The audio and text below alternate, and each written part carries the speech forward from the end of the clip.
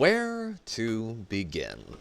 I suppose the plot is as good a place as any because it won't take long. We start with a Stronk Whammons assassin wandering into a nondescriptive Disney Star Wars settlement, but we'll get into that little chestnut later, believe you me. So she walks into a cantina because it's a modern Star Wars project and it's the law, and gives the most boring fight challenge to Trinity I have ever seen. You can kind of tell that no one on the set wants to be here. Anywho, Dreadylocks #1, as we will be referring to the Acolyte of Assassins from now on, challenges Carrie-Anne Moss to a fight, and they have one of the most horrifically choreographed fights in Star Wars.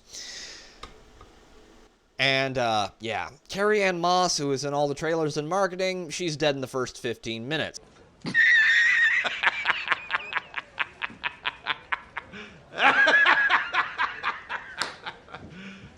You serious? So after that, we switch over to Dreadylocks #2, who is the twin sister of Dreadylocks #1.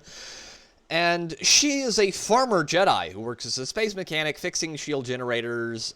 Anyway, her old buddies from the Jedi Order rock up and tell her that they're going to bring her in because the twin she was separated from at birth shanked Trinity, and, well, they think she is the killer because they are unaware that she has a twin because the Jedi have the record-keeping skills of your average government agency. They then, what? Haul her frozen in carbonite into the Jedi Temple to be judged for her supposed sins?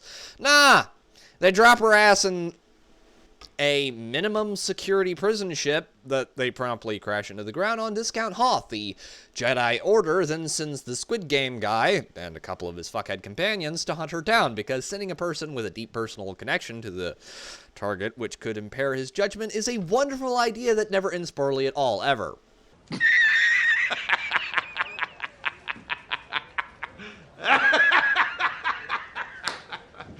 So they go to the crash ship and track her down, and she is like, I didn't do it! It was my twin! And they make up, and the episode ends with Dreadylocks #1 walking up a beach towards a Sith, who is very obviously a chick that they tried to make sound like a dude, but failed because the show is made by Harvey Weinstein's former personal assistant.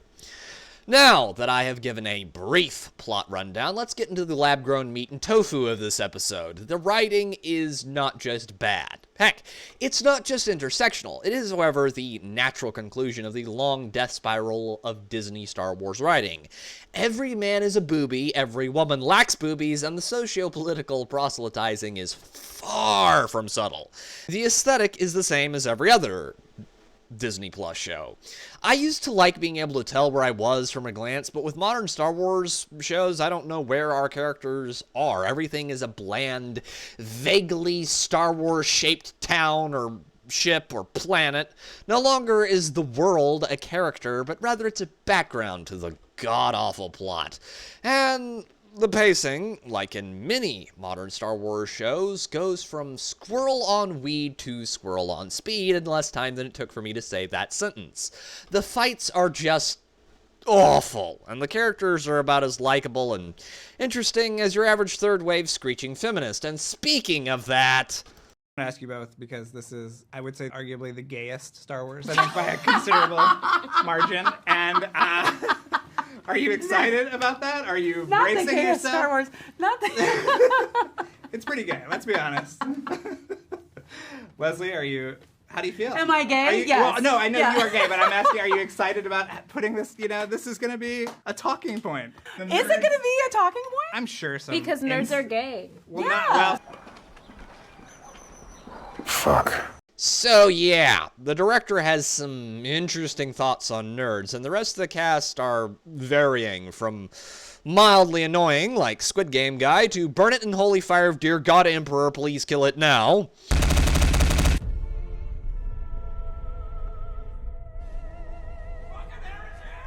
And, well, that's just about it. This show doesn't really do anything new for Disney Wars. However, allow me to indulge my inner history nerd for a moment. The Great Sphinx, most likely, didn't start looking the way we see it now. Hell, it probably didn't even start as a sphinx, but as a lion. And the human head was, well, slapped on there later, not to mention it's been restored a few times for certain. So, that's Disney Star Wars. Star Wars is our Sphinx. Unlike most modern aping of ancient trends, it sucks. It's the tiny head smushed onto a once majestic form. It's a defacing of a once monumental piece of modern mythology by a bunch of asshats with a political chisel to grind away at what once was. It is an abomination.